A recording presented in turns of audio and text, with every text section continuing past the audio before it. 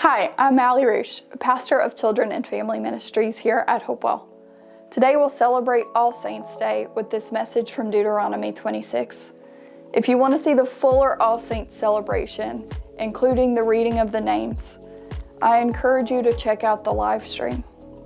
But for now, hear these words from Deuteronomy 26, 1 through 11.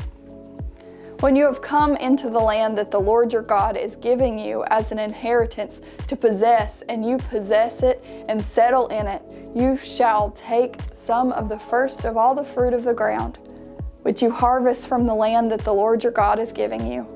And you shall put it in a basket and go to the place that the Lord your God will choose as a dwelling for his name. You shall go to the priest who is in his office at that time and say to him, Today I declare to the Lord your God that I have come into the land that the Lord swore to our ancestors to give us. When the priest takes the basket from your hand and sets it down before the altar of the Lord your God, you shall make this response before the Lord your God. A wandering Aramaean was my ancestor.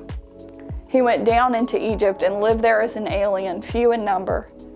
And there he became a great nation, mighty and populous. When the Egyptians treated us harshly and afflicted us by imposing hard labor on us, we cried to the Lord, the God of our ancestors. The Lord heard our voice and saw our affliction, our toil and our oppression. The Lord brought us out of Egypt with a mighty hand and an outstretched arm, with a terrifying display of power and with signs and wonders. And he brought us into this place and gave us this land, a land flowing with milk and honey. So now I bring the first of the fruit of the ground that you, O Lord, have given me. You shall set it down before the Lord your God and bow down before the Lord your God. Then you, together with the Levites and the aliens who reside among you, shall celebrate with all the bounty that the Lord your God has given to you and to your house. This is the word of the Lord. Thanks be to God.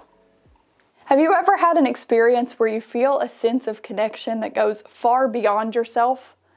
For me, it feels like singing an old hymn and realizing that my off-key notes are joining that same melody that has echoed across homes and sanctuaries for centuries.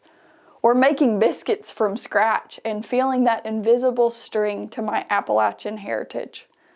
These moments remind me that I am a part of a long, unfolding story. Most recently, I had this experience when my friend Dawn Beck invited me to come bake bread with her in a beehive oven. If you've never seen one, a beehive oven is shaped like a beehive, a rounded dome made of clay and heated by fire. Baking with one requires patience.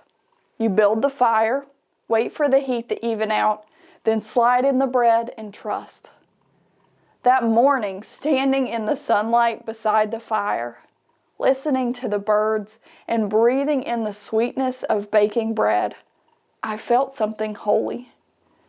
Generations of hands had done this same work, kneading, shaping, waiting, hoping. It was more than baking. It was remembering. This was a ritual of rooting my story in one that started far before I arrived and will continue far after I go. And that, I think, is exactly what's happening here in Deuteronomy 26. After 40 years of wandering, a full lifetime for many, the Israelites finally stand on the edge of the land God has promised them. The wilderness is behind them, and before them lies a land flowing with milk and honey. But before they can claim it, before they can build or plant or rest, God shares some instructions. God says, when you arrive and you harvest your first crop, don't eat it. Don't store it. Bring the first fruits as an offering. Place them in a basket and come to the priest. Tell the story. In other words, remember where you came from. Remember who brought you here. Remember that this abundance is not our accomplishment. It's God's faithfulness. This moment isn't just about one person giving thanks. Deuteronomy teaches us to say, we. And that's how God roots us in a shared story. Every Israelite, even those born in Canaan who never knew Egypt or the wilderness firsthand, stood before the priest and said, "My ancestor, we cried out. The Lord brought us out." They weren't just retelling the story, they were claiming their identity. They were saying, "This is who we are, a people shaped by God's deliverance." And that's who we are too. That wandering Aramean isn't just any ancestor, it's Jacob.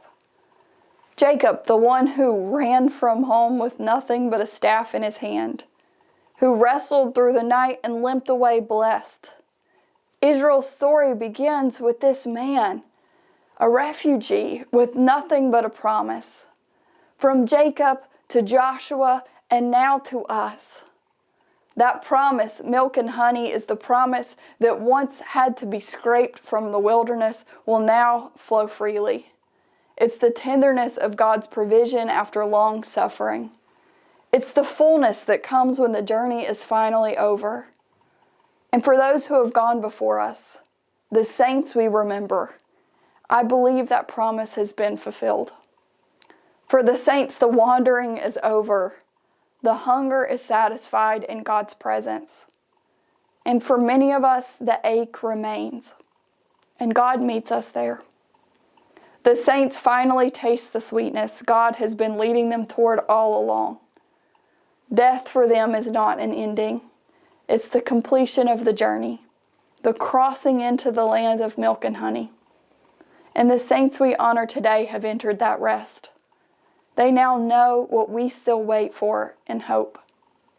And if we're not ready to celebrate yet, if the milk and honey feels impossibly far away, if we're still in what feels like the wilderness, whether we call it grief or simply a hard season, a waiting place, a time where we wonder if sweetness will ever come again, that's okay. The wilderness is real, and God meets us in the ache, not just in the abundance. If we're grieving, we're not behind, we're beloved. And if we're not in the wilderness right now, if life is good, maybe even abundant, that comes with its own invitation from Deuteronomy. Deuteronomy 26 isn't a ritual, it's not just a ritual, it's a recentering. God is teaching the people how to live in abundance without forgetting dependence. They've learned how to trust God in scarcity.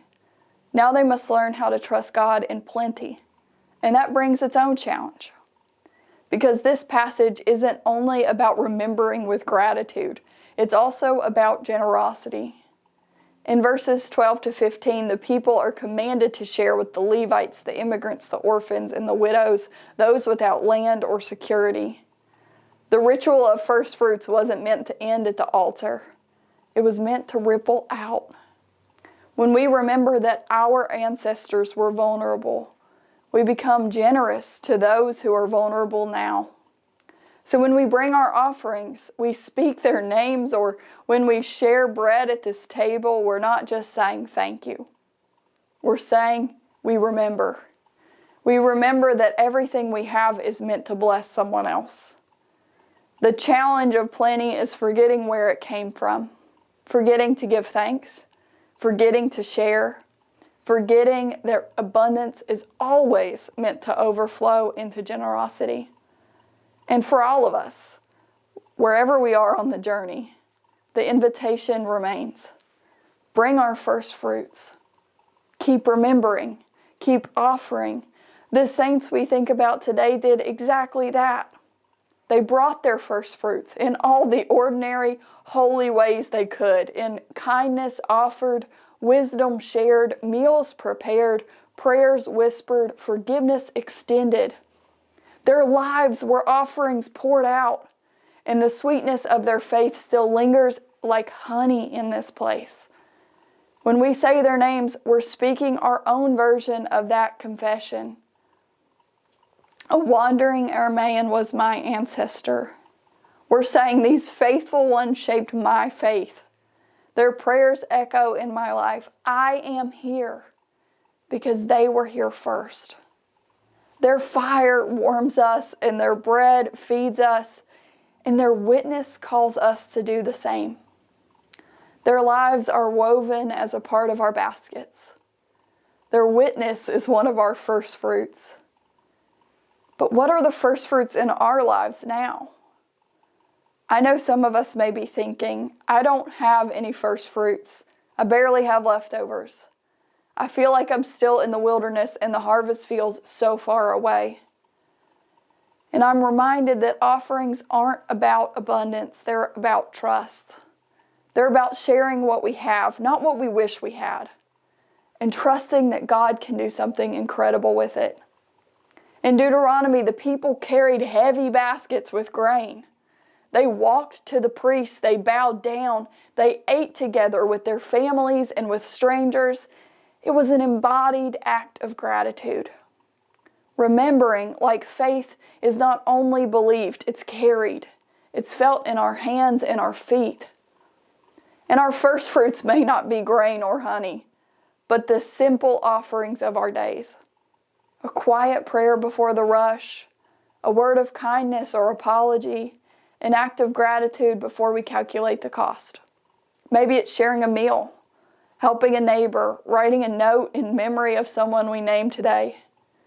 Or maybe it's simply showing up here, placing our empty baskets before God and saying, "This is all I have today.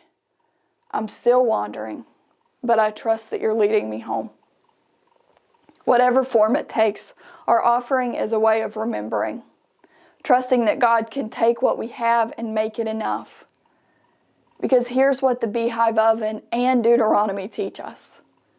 We're a part of a story bigger than ourselves, and we serve a God that is worth our remembrance and gratitude. The saints we remember today, they knew this. They brought their clay and their fire, their ordinary offerings, and trusted God to make something beautiful. They wandered through the wilderness and trusted God to lead them home. And now they feast at the table of milk and honey, part of the great cloud of witnesses cheering us on. So here's our invitation. Who is that for us? Whose faith shaped ours? Maybe it's a grandparent who taught us to pray. Maybe it's a friend who walked with us through our darkest valley. Maybe it's someone we lost this year, and the grief is still so fresh. Maybe it's someone we lost decades ago whose voice we can still hear. I want us to say their names out loud. Let their name be an offering today.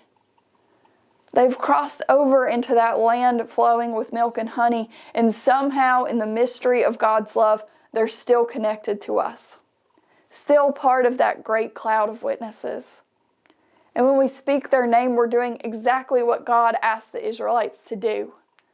Remember. But the invitation doesn't stop there.